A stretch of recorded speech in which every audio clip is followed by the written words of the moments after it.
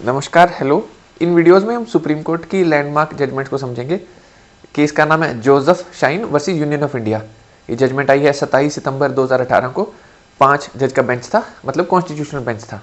हमारे संविधान के आर्टिकल 145 के तीसरे हिस्से में बताया गया है कि जब भी substantial question of law as to the interpretation of constitution, यानी जब भी कॉन्स्टिट्यूशन को इंटरप्रेट करने की बात होगी तो कम से कम 5 या 5 से ज़्यादा जज उस बात का फैसला करेंगे।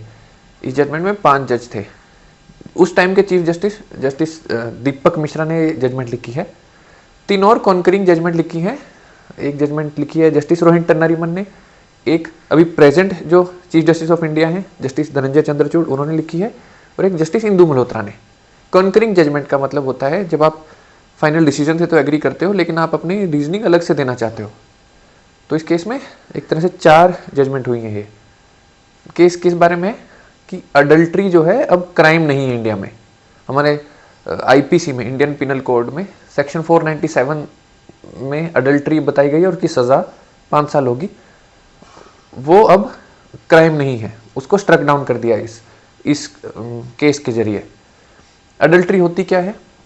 अडल्ट्री का मतलब है कि जब आप शादी में रहते हुए किसी और से सेक्सुअल इंटरकोर्स करो, उसको अडल्ट्री कहा जाएगा। ये नॉर्मल इंग्लिश डेफिनेशन है इसकी, नॉर्मल डिक्शनरी की मतलब इसका। अब इसका ये मतलब नहीं है कि सुप्रीम कोर्ट ने ऐसा बोल दिया है कि खुलेआम अडल्ट्री करो, या सुप्रीम कोर्ट प्रमोट कर रहा है अडल्ट्री को। अडल्ट्री अभी भी अपने देश में डिवोर्स का ग्राउंड है, तो सिर्फ अब वो क्राइम नहीं है। ओके, इस केस की कहानी पर आते हैं। इस केस की कहानी नहीं है कोई। जो जोसेफ शाइन है, उन्होंने सुप्रीम कोर्ट में पिटीशन डाली इन सेक्शंस के खिलाफ। जोसेफ शाइन कौन है? ये केरला से बिलोंग करते हैं। इटली में बिजनेसमैन है। इटली यूरोप में एक देश है, तो इटली में बिजनेसमैन है। इनका होटल का बिजनेस है। इनकी मैरिड लाइफ ठीक चल रही है। इनके एक दोस्त ने सुसाइड कर लिया था। उन पर किसी महिला ने झूठे रेप के एलिगेशन लगाए थे। उन महिला के साथ जोसेफ शाइन के दोस्त का अफेयर चल रहा था, रिलेशन चल रहा था। तो शायद इससे उन्होंने प्रभावित होकर उन्होंने ये पिटीशन डाली है। तो इस केस की कोई कहानी नहीं है, सीधा सुप्रीम कोर्ट में पिटीशन डाली गई है कि जो सेक्शन 497 है, मैं अभी बताता हूँ ये सारे सेक्शन क्या है और क्या रीजनिंग दिया सुप्रीम कोर्ट ने।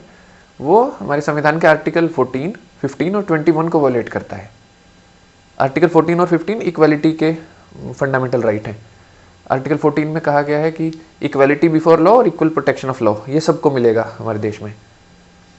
ये वॉलेट करता है ये।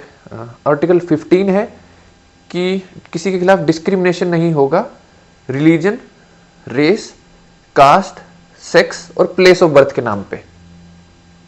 सिर्फ इनके नाम पे किसी के खिलाफ डिस्क्रिमिनेशन नहीं हो सकता। रिलीजन, रेस, कास्ट, सेक्स और प्लेस ऑफ बर्थ की जो सेक्शन है आईपीसी का, वो सेक्स के पे बिहाफ पे डिस्क्रिमिनेट करता है, ऐसा कहा गया था। और आर्टिकल 21 को वॉलेट कर रहा है, लाइफ एंड लिबर्टी। अब इस केस पर आते हैं। सबसे पहले हम समझ लेते हैं सेक्शन क्या है। सेक्शन 497, इसमें कहा गया है, आईपीसी का सेक्शन है। आईपीसी मतलब इंडियन पिनल कोड। सेक्शन 497 में कहा गया है कि अगर किसी और के साथ सेक्सुअल इंटरकोर्स किया जाए विद कोई इंसान किसी और आदमी की वाइफ के साथ सेक्सुअल इंटरकोर्स करे बिना उस वाइफ के हस्बैंड के कंसेंट और कनाइवेंस के, तब ये क्राइम होगा। और उस महिला का कंसेंट होना चाहिए, क्योंकि अगर कंसेंट नहीं होगा तो रेप हो जाएगा। और सज़ा इसमें कम से कम, और इसमें सज़ा 5 साल की होगी और जुर्माना। और इस सेक्शन में वाइफ को जो है वो अबेटर की तरह पनिश नहीं किया जा सकता। अभी काफ़ी सारी चीज़ें होंगी, इनको मैं सिंपल भाषा में समझा देता हूँ। यानी एक हस्बैंड है, एक वाइफ है, ठीक। वाइफ का किसी और के साथ अगर कंसेंशुअल सेक्सुअल रिलेशन बने तो ये हस्बैंड जो है वो उस आदमी के खिलाफ ये अडल्ट्री का केस कर सकते हैं। वाइफ और हस्बैंड के खिलाफ नहीं कर सकती, ना हस्बैंड वाइफ के खिलाफ कर सकते। जो हस्बैंड है, जो बाहर वाला इंसान है, जिसका उस हस्बैंड की बिना मर्जी के उस वाइफ के साथ सेक्सुअल रिलेशन हुआ है, तो वो हस्बैंड उस आदमी के साथ, उस आदमी के ऊपर अडल्ट्री का केस कर सकते हैं।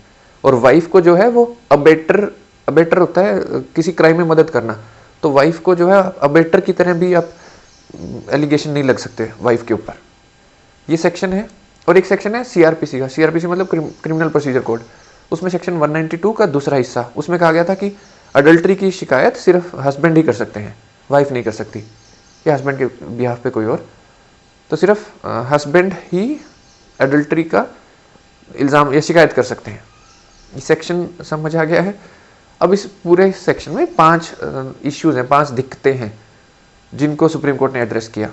क्या क्या दिक्कतें, काफ़ी तो बहुत ऑब्वियस हैं, दिख रही हैं जो।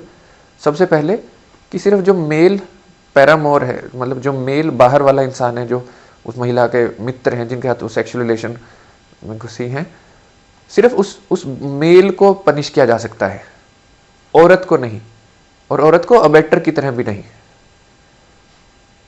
दूसरा दिक्कत जो इस कानून में थी वो ये कि सिर्फ ये इसमें हस्बैंड एग्रीव्ड, इसको हस्बैंड को एग्रीव्ड माना जाता है कि ये हस्बैंड के खिलाफ ये ऑफेंस हुआ है, वाइफ को नहीं।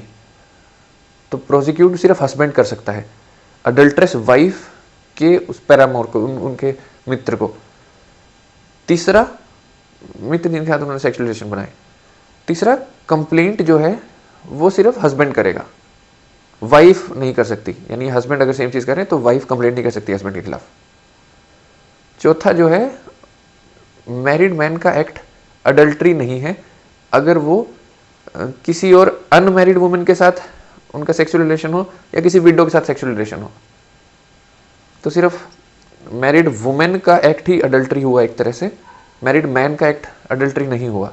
तो मैरिड मैन अगर किसी अनमैरिड वुमेन के साथ सेक्सुअल रिलेशन बनाए या फिर किसी विडो के साथ, तो वो अडल्ट्री में आया ही नहीं इस कानून के हिसाब से। पांचवी दिक्कत कि ये पूरा क्राइम अगर हस्बैंड की कंसेंट हो या कनाइवेंस हो, यानी अगर हस्बैंड की हाँ हो कि वाइफ किसी और के साथ सेक्सुअल रिलेशन कर सकती हैं, तो भी ये क्राइम नहीं है। ये सब ये सेक्शन बोलता था जिसको सुप्रीम कोर्ट ने स्ट्रक डाउन किया। तो ये 5 दिक्कतें थी। इन दिक्कतों में फटाफट से समझा देता हूँ कि ये जो क्राइम है वो सिर्फ हस्बैंड है, वाइफ है, बाहर वाले इंसान के खिलाफ ही केस हो सकता है, और वो भी वाइफ के जो पैरामोर हैं, वाइफ के जो जिनके साथ सेक्सुअल रिलेशन हुए हैं। हस्बैंड किसी और के साथ कर रहे हैं, अगर अनमैरिड वुमेन है या विडो है, उनके साथ उनके खिलाफ नहीं हो सकता था, और सिर्फ हस्बैंड ये केस कर सकते हैं। और अगर हस्बैंड कंसेंट या कनाइवेंस कर दें, मतलब हाँ कर दें अगर उस एक्ट को, तो भी ये क्राइम नहीं था। अब इस केस की तो कोई कहानी नहीं है, लेकिन इस कानून की ज़रूर कहानी है। हमारे देश में जब ये आईपीसी आया, इंडियन पिनल कोड, लॉर्ड मकोले जो थे, उन्होंने वो इस क्राइम के हक में नहीं थे, उनके हिसाब से अडल्ट्री क्राइम नहीं होना चाहिए। तो उस पर फिर भी जो बाकी कमिश्नर्स थे उनके हिसाब से होना चाहिए था। तो हमारे देश में उस टाइम पे ये कानून हमारे इंडियन पिनल कोड में आ गया कि अडल्ट्री क्राइम है। 3 सुप्रीम कोर्ट की जजमेंट्स हैं जो जर्नी है इस कानून की। सबसे पहला है Yusuf Abdul Aziz versus State of Bombay. ये 1954 का केस था। इसमें एक इंसान के खिलाफ अडल्ट्री का केस चला और उन्होंने हाई कोर्ट में पहले चैलेंज किया, सफल नहीं हुए, फिर सुप्रीम कोर्ट आए थे। उसमें कहा गया था कि वाइफ को तो अबेटर की तरह, अबेटर होता है जो क्राइम करने में मदद करे, उसको भी सज़ा मिलती है वैसे यूजुअली पिनल कोड में, तो वाइफ को तो अबेटर की तरह आप पनिश ही नहीं कर रहे हैं। ये चैलेंज किया था, सुप्रीम कोर्ट ने मना कर दिया था कि नहीं, आप जो हमारे संविधान में ही आर्टिकल 15 के तीसरे हिस्से में कहा गया है कि महिलाओं और बच्चों के लिए स्पेशल प्रोविजन बनाएगी सरकार, तो ये तो एक स्पेशल प्रोविजन, एक तरह से आप महिला को प्रोटेक्शन मिल रहा है। तो Yusuf Abdul Aziz versus State of Bombay में अडल्ट्री को जब चैलेंज किया गया था तो सुप्रीम कोर्ट ने नहीं सुनी। दूसरा केस जो है वो Saumitri Vishnu versus Union of India, ये 1985 का केस था। 3 जज के बेंच थे। और इंटरेस्टिंगली जो अभी वाला केस है Joseph shine versus Union of India, इसमें एक जजमेंट लिखी है जस्टिस डी वाई चंद्रचूड़ ने, जो अभी हमारे देश के चीफ जस्टिस ऑफ इंडिया हैं। उस टाइम पे उनके फादर वाई वी चंद्रचूड़ वो चीफ जस्टिस थे, वो इस Saumitri Vishnu versus Union of India, उन्होंने वो ये जजमेंट लिखी थी। तो एक तरह से बेटे ने अपने फादर की जजमेंट को ओवर रूल किया। उसमें उन्होंने कहा था कि हस्बैंड प्रोसिक्यूट जो केस था उस Saumitri Vishnu versus Union of India, कि हस्बैंड प्रोसिक्यूट कर सकता है, वाइफ नहीं। इस बात को चैलेंज किया गया था। तो सुप्रीम कोर्ट ने कहा था कि जो अडल्ट्री है वो मैन करता है, वुमेन नहीं। वुमेन को तो विक्टिम माना गया था उस केस में, कि जो आदमी है वो सिड्यूस करता है महिला को, और महिला विक्टिम होती है, वो सिड्यूस हो जाती है। तो और घर की सैंक्टिटी के खिलाफ क्राइम है। तो मतलब सिर्फ आदमी को ही उसमें माना गया था कि ये बुरा एक्ट जो है वो आदमी ही करता है और वही सिड्यूस कर रहा है। तो उसमें भी 497 को नहीं सेट असाइड किया था। फिर एक और केस आया V Revathi versus Union of India. इसमें इस प्रोसीजर को सीआरपीसी का जो 198 का दूसरा हिस्सा है उसको चैलेंज किया गया था कि सिर्फ हस्बैंड ही शिकायत कर सकता है, तो डिस्क्रिमिनेशन है। सुप्रीम कोर्ट ने कहा कि ये तो वाइफ के फेवर में है, वाइफ के अगेंस्ट नहीं है, क्योंकि वाइफ को अबेटर की तरह भी नहीं पनिश किया जा रहा। तो ये थे केसेस। पहला केस है Yusuf Abdul Aziz versus State of Bombay 1954। दूसरा केस है Saumitri Vishnu versus Union of India 1985, जो कि वाई.वी. चंद्रचूड़ ने, जो उस टाइम के चीफ जस्टिस थे, उन्होंने जजमेंट लिखी थी। तीसरा केस है V Revathi versus Union of India 1988 का एक केस था। अब सुप्रीम कोर्ट ने बताया कि हमारे देश में और भी कानून है महिलाओं को बचाने के, जैसे क्रुएल्टी के खिलाफ कानून है 498 है आईपीसी, डोरी डेथ के खिलाफ कानून है ये 304 बी, डोमेस्टिक वायलेंस एक्ट है हमारे देश में, वो भी, उनमें भी घर के क्राइम जो हैं, मैट्रिमोनियल ऑफेंसेस हैं, वो उनको क्राइम माना गया है। सुप्रीम कोर्ट ने वो जो 5 मैंने वजहें बताई, उन वजहों से अलग अलग जजेस ने अलग अलग रीज़न दिए हैं। इस 497 सेक्शन को सेट असाइड किया, कहा कि ये आर्टिकल 14, 15 और 21 को वायलेट करते हैं। और जो 2 जजमेंट थी, सौमित्री विष्णु और वी रेवती, इनको ओवर रूल किया सुप्रीम कोर्ट ने। जस्टिस रोहिंटन नरीमन ने जो जजमेंट लिखी, उसमें उन्होंने जिस मेन बात पे दिक्कत, जिसके कारण उन्होंने ये सेट असाइड किया, उन्होंने कहा कि जो उन्होंने पूरी हिस्ट्री ट्रेस की इस कानून की, और उसमें सुप्रीम कोर्ट ने कहा कि जो हस्बैंड वाइफ हैं, ये पूरा कानून क्या है कि बाहर वाले को आप पनिश कर रहे हो, तो एक तरह से हस्बैंड का प्रोप्राइटरी इंटरेस्ट, यानी वाइफ को हस्बैंड की प्रॉपर्टी माना गया है, सिर्फ उसी बात को पनिश किया जा रहा है। तो उन्होंने मेन दिक्कत उन्होंने बताया कि वाइफ को प्रॉपर्टी समझा जाता है हस्बैंड की, क्योंकि अगर हस्बैंड हाँ कर दे तो वो क्राइम ही नहीं है।